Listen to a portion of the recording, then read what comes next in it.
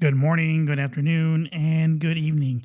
This week on the Quarterdeck, we continue our reading in our book with the 1st Marine Division in Iraq in 2003, No Greater Friend, No Worst Enemy, and look at the opening gambit of our story. In our hero highlights this week, we take a look at the story of Private First Class Richard Edward Krause. Drop and give me 25. I'm the gunny. It's time for the gunny. It's time. The Quarterdeck. Lights, get online right now. You got 10, 9, 8, 7, 6, 5, 4, 3, 2, 1, 0. The Quarterdeck. It's time for the gunny. Hello, my bunch of knuckle-dragging, beer-drinking, hard-charging devil dogs. You're listening to The Quarterdeck. I am your host, Miguel, the Gunny Signs. Get off the bus! I do solemnly swear. That I will support and defend the Constitution of the United States.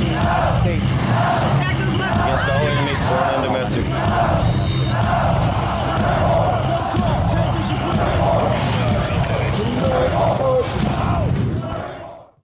Today is Friday the 13th, October, Halloween month, and man, what a day. So many things going on in the world, and so many people are talking about everything that's going on, especially down there with Israel and everything going on over there. Now, as we all know, those people have been fighting for many, many years, decades, whatever, however long the heck it's been. I think one of the things that we have to take a look at is the fact that now with social media and everything else that is out there and that is available, a lot more people are finding out about all the different things that have been going on around the world for many, many years, or any kind of situations of things that have been happening, because everybody now is a news broadcaster with their cell phone that they can broadcast any kind of live event or record it and post it in all these many social media sites that are available. I mean, look at me, even here, including in my podcast, there are so many things that we can discuss, we can talk about. And you guys know me. I don't get into very many politics. I don't like talking about political stuff here on my podcast, just because the fact that, everybody is entitled to their own opinion on what they believe and what they believe about their government, all that stuff and everything. And that's just not me. I don't want to get involved with all that, because that's just a whole freaking topic that's going to lead to other different things. And I'd rather just keep it real.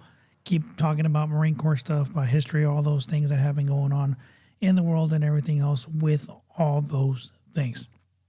Now, this week I've been looking at different posts on all the different types of social media stuff about, Marine Corps and stuff. And again, I want to make it a point to remind everybody that your time in the service, no matter how long, how short it was, it is very, very important that we cherish it, and we cherish those individuals that we serve time with, because we just do not know how long we have with each other to be able to stay in touch with each other and communicate with everybody that we grew up with in the service. If you're anything like me, man, I enlisted in the service back in 1995 in September. On 6th September is when I arrived on board Marine Corps Base, the MCRD Parris Island in South Carolina, when I got there and when I initially started my training. And man, that's a freaking long time ago. I'm looking at it, man. It's like yesterday, though. Just like yesterday when I arrived there and that, was assigned to the platoon that I would be going through my training with, along with the drill instructors that I was assigned. Drill instructor Staff Sergeant Villarreal, drill instructor Staff Sergeant Watkins, drill instructor Sergeant Boggs, and drill instructor Sergeant Donnelly. Those men I will never forget, because they're the ones that started me on the path of those 20 plus years that I ended up serving in the Marine Corps, because of their leadership, the things that they embedded into my mind about the Marine Corps, and how important it was to have the camaraderie to share with each other and to share that brotherhood with one another, to be sure that we took care of each other no matter what. And that is something that, is instilled in the recruits that head down there to MCRD in San Diego. That is what I did when I was down there as a drill instructor. We ensured that the individuals were gone. The way the mentality of the platoon was now going to be that they were a team. They worked together to accomplish all the things that they needed to do. And the more they did that, the easier it was in recruit training for them because they knew that they could depend on one another. And that's one of the hardest things, I think, that as a young civilian or a seasoned civilian that goes in through recruit training, their mentality, their way of thinking, it's turned upside down. I mean, what I mean by that is that, their life is no longer the way that they were. Mommy and daddy are not there to take care of them, to give them everything. And I think that's one of the main issues with our younger generation now is that they're expected to get everything handed to them and they don't really work on trying to earn the things that they do. And that is one thing that my wife and I have been really trying to embed into our son's brain housing group, because he needs to work towards earning things that he wants. And, as a young kid, you want everything. You want to be able to have everything that your friends have and all that stuff. And me growing up, I can be honest, I did not have anything. I had to work for everything that I had to, once I was old enough to get a job and got a job, and I was able to buy the things that I wanted because it was my money. Whether that was the kind of shoes that I wanted to buy, or maybe a stereo, some CDs, things like that I wanted to have as a teenager growing up. And today, there's not a lot of them that are being held accountable to be able to go out there and get a summer job working McDonald's, talk about all those places to earn some money during the summer for them to be able to purchase the things that they want. So that is one thing that, we're trying to change to ensure that he understands that, hey, if I do certain things around the house that I'm supposed to do without being asked and all those things, and I put forth an effort, I'll be able to, earn things. Because if you earn them, it's a lot more better for you. And your feeling is, for me, I was grateful that I was able to get things because I earned them. I worked hard in order to get those. And I think, a lot of the younger generation now that we have gets a very, very rude awakening when they're out there on their own. And now they have nobody to depend on except for themselves.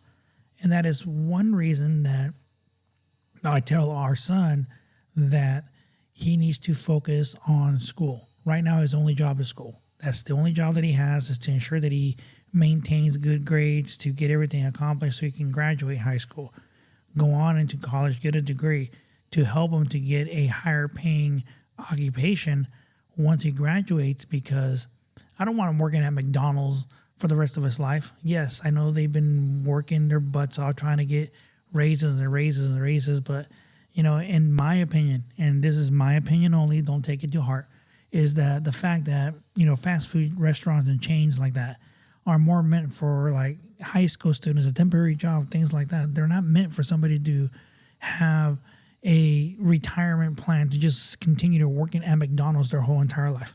I understand that. I understand there's people that maybe don't have any opportunity to go work anywhere else. But yes, there are entry-level paying jobs. These jobs aren't paying you, to have the same opportunity as higher paying jobs that are out there in the United States. And that's just me, the way that I look at it and the way that I see it, because these are the kind of jobs that I see high school kids working at maybe after school during the summer to allow them to earn a small portion of money so they can get more, what's the word that I'm looking for, so they can understand the responsibility of working for what they have. So many things, but I think that the most important thing is that you have to understand, and that I have to understand, the fact that, yes, things are different now with social media and the mentality of the way that kids are being brought up nowadays. However, there's still a line that you can set and have them work for everything that they have or that they want or things like that. And that is something that me and my wife will continue to work on every single day to ensure that we do that. So, let me know, what are some of the challenges that you guys are having as parents with your kids?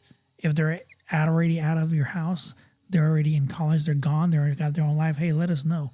What did you guys have to go through to ensure that they were successful once they headed out on their own, maybe they're married, have their own family and stuff. What kind of things did you pass along to ensure that they were going to be successful once they left the little nest and everything? You know, as a Mexican family, you know, my mentality is not that as soon as my son turns 18, I'm not going to boot him out of the house. That's just not the way that we are. I will allow him to stay here. However, if he goes to school, then yes, he won't have to worry about paying any rent or anything else while he's here living at the house and he's going to school. But I already told him, my wife has told him multiple times that if he chooses not to go to college, then yes, he's going to get a job. He's going to pay rent. He's going to pay for a portion of the bills and everything else that we pay here at home because he chooses not to go to school to get a higher education. And, you know, he understands that. So now he is starting to focus a little more on school because he doesn't want to have to do all that stuff because he wants to make sure that he gets his degree. And then once he does that, then, you know, he'll be able to decide whether he wants to live on his own or whatever he wants to do. If he wants to live in the dorm or the school where he's going to ensure that he gets his education. And again, we're leaving that up to him. But we're trying to get him on the right track to ensure that he's focused, finishes school, and before we know it, he's going to graduate high school. Are you looking for a photographer who can capture the most important moments in your life? Look no further than Miguel Saenz Photography.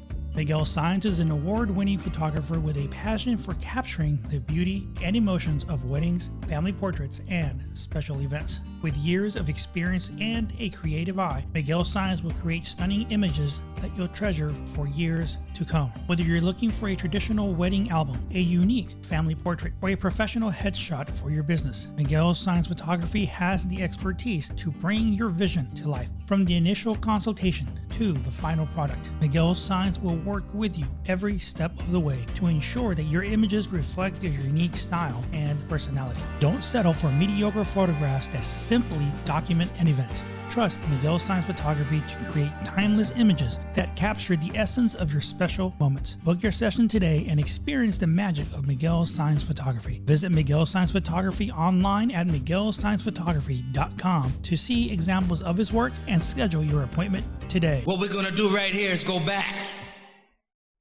Way back into time. Now that the evening was set and the division had finally gotten word that the campaign was about to start, so now the opening gambit that they had planned for so much was finally going to come into play. One of the quotes that they stated was that I've come to understand that in reality, war is nothing but nasty business. You can write poetry and plant flowers around it, but it's nothing but hard work and nasty business. And how true is that? Because you go there to handle business, to ensure the liberty, the freedom of the country that you're going to, and also for the people in the United States. But it is a nasty business. Things you're going to go over there and do and stuff that you've never done before, that for some people, it's something that you never even want to deal with. So here we go. Let's move on into chapter 4, the opening gambit of our reading of our book, with the 1st Marine Division in Iraq of 2003, No Greater Friend, No Worst Enemy. On the evening of 17 March, St. Patrick's Day, the division published a frago directing the division's units to move from the LSAs to the dispersal areas. Early the next morning, President Bush delivered a speech that many of the Kuwaiti desert awoke early in the year. The time for diplomacy had run out, and the president gave the regime of Saddam Hussein 48 hours to depart Iraq or face military action. The LSAs came alive with activity. Final preparations were made to vehicles, equipment was remounted, additional chow was distributed, and water jugs were topped off. Because units had spent the past 10 days living out of their packs, the Marines were prepared to move to the dispersal areas at a moment's notice. With the 17 March order to move to the DAs, the division began a series of moves that would end in Baghdad and Tikrit. President Bush's ultimatum to the Iraqi regime was followed by a flurry of activity on the political front, none more important than the confirmation that the United Kingdom government had given its approval for its forces to participate. The execute order was gladly received by the 1st United Kingdom Armoured Division. The extraordinary partnership that the UK and the Marine Division had established during planning was giving the green light to continue into execution. U.S. Central Command, U.S. CENTCOM, issued the order declaring all Iraqi military and preliminary forces to be hostile, and the wartime rules of engagement were put in place. The division watched as the last of the UN observer forces were withdrawn from the demilitarized zone along the border. As quickly as the UN observers left, the Iraqis filled the vacated posts. There was now nothing between the two armies but a berm of sand and a ditch. The two sides eyed each other warningly, each waiting for the other to make a move. Division actions near the border drew sporadic mortar fire from the Iraqis, and even the smallest action on the Iraqi side of the line drew a coalition reaction. There was an inevitability to the coming combat now. The Blue Diamond was eager to get moving. From the moment the division issued the Frago, wheels were set in motion. A rapid tempo was implemented, and very important even to the first movement. The division made a tempting target for an enemy artillery or missile attack while it moved out of its established LSAs. The division moved quickly to establish a main CP, get artillery fire capable, and establish security zones ahead of the DAs. The first units out of the LSA was the division's forward CP, which immediately moved to its position in northern Kuwait. The 11th Marine CP-111 and counter-battery radar teams were already in position. By the morning of 18 March, the division forward was up and running in northern Kuwait and ready to assume Blue Diamond control. On the radar nets, the term Blue Diamond served as the call sign for the division headquarters, main or forward, that currently had control of the fight. Passage of all call sign accompanied passengers of control of the division. This way, it was transparent to subordinate elements to whether the division forward or the division main CP was running the fight. The forward CP assumed control on 18 March, allowing the main CP to tear down and displace to its battle position in northern Kuwait, just short of the range of the enemy artillery units that could reach inside of Kuwait. By the afternoon of 19 March, the main CP was in the battle position far forward of the rest of the division. From this carefully selected and precise site, the main CP would command and control the division of Iraq, sighted for the best possible communications with widely dispersed maneuver elements. The positioning was the fundamental and uninterrupted tempo of the attack. Blue Diamond was passed back to the main CP, and the Marines began to track both enemy and friendly movements with keen focus. The forwarding CP, under Lieutenant Colonel Bob St. Clair, tore down and moved into the attack position, ready to displace into Iraq behind the assault elements. For the Marines in the division CP, the fight had begun. The DAs had been carefully chosen for an intermediate step that would not only keep units out of the line of sight of Jabal Sanam, but also would get them out of the fixed LSA location, which likely had been targeted for enemy surface-to-surface missile fire.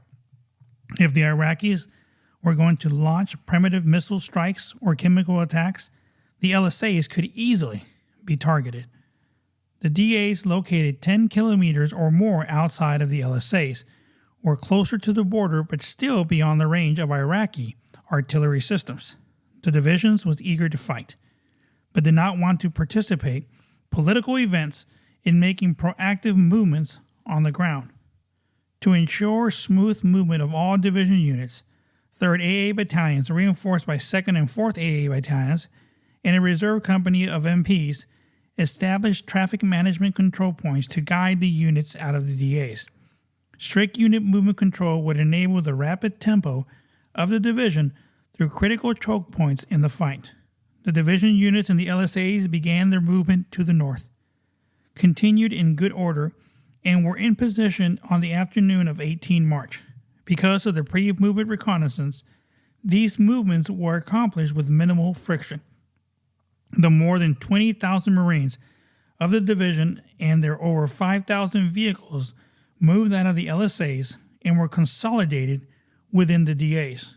3rd MAW and supporting U.S. Army aviation helicopters were positioned in the divisions and RCT-CPs to provide CASEVAC and command and control C-2 birds. The division also began to move artillery into some of its intermediate position areas. Each direct support artillery battalion would push up to the PAs and support the respective RCTs.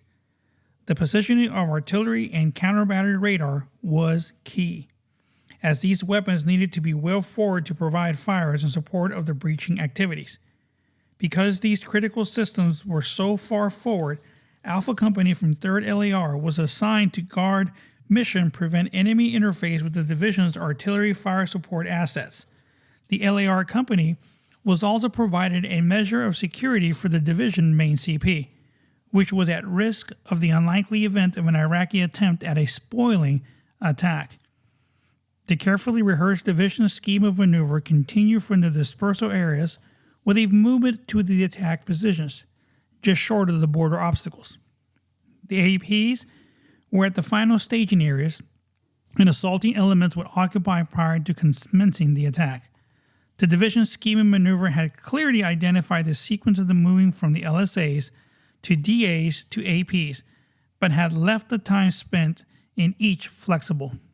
Each unit monitored the execution matrix containing the sequence of events, but was prepared to spend minutes, hours, or even days in the APs or DAs as the battlefield continued to be dictated. After leaving the APs, the attacking forces would exploit the breaches that the Kuwaitis had prepared through the border obstacles. There were a number of breach lanes across the division's front. To the west, breach lanes, red, 1 through 6, supported RCT's 5 attack. In the center lanes, green, 1 through 5, supported 11th Marines and 3rd LAR. On the eastern edge of the zone, breach lanes, orange, 1 through 5, supported RCT's 7 attack near the Swan.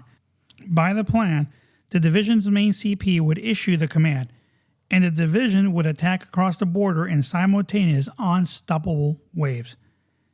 Endeavoring to keep the situation awareness of his commanding high, the CG conducted a final coordination update conference to provide current operational timelines.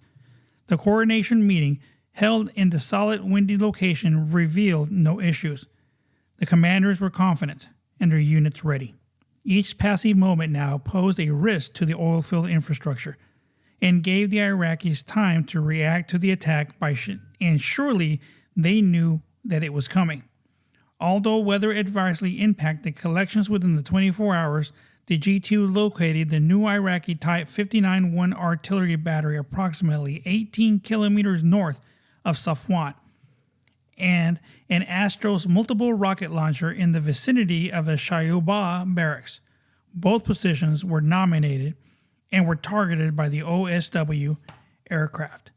So now the division was in place. And this, to me, was like it happened yesterday, because I can remember on that day, on the 17th of March, when we were woken up, told to grab the rest of our gear and mount up on the trucks, and we headed off and left to our staging areas outside of our LSAs, which was, for us, Camp Matilda.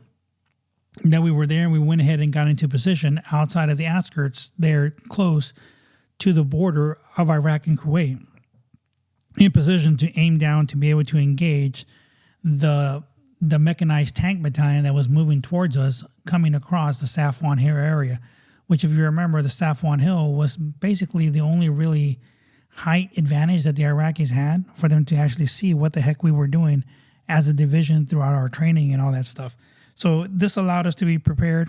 And as they said, the CG held that final meeting to ensure that there was no hiccups, that nothing was going to go on. And now the division was prepared and ready to head into Iraq. Hero highlight. Private First Class Richard Edward Krause, United States Marine Corps. Private First Class Richard Edward Krause, posthumous receipt of the nation's highest military tribute, the Medal of Honor, was killed in action during World War II campaign on Peleliu Island on 3 October 1944. The award was presented to his mother on 2 August 1945 by Colonel Norman E. True, District Marine Officer for the 9th Naval District. Richard E. Krause was born in Chicago, Illinois on 24 November 1925 and moved to Minneapolis, Minnesota when he was 7. He attended Edison High School there and was inducted into the Marine Corps on his 18th birthday, after previously trying to enlist. On the occasion of his heroism and death, he was serving as an amphibious tractor driver with the 8th Amphibious Tractor Battalion, Fleet Marine Force, which participated in the D-Day landings on Peleliu. He and 3 companions had accepted a volunteer mission to evacuate a wounded fellow Marine from the front lines. As the group made their way forward, they were met by an intense barrage of hand grenade fire, which forced them to take cover. While returning to the rear, the stretcher party observed 2 men approaching who they believed were Marines. Upon challenging the pair, they proved to be Japanese, and one of the enemy responded by throwing a hand grenade into the midst of the group. POC Krause unhesitantly hurled himself on top of it, and by his prompt action and personal valor in the face of certain death, saved the lives of his 3 comrades. Private First Class Krause had been overseas only 3 months at the time of Peleliu battle, which was his first campaign.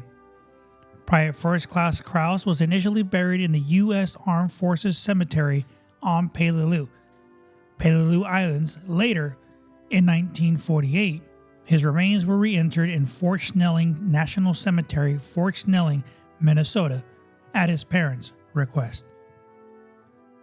The quarterdeck.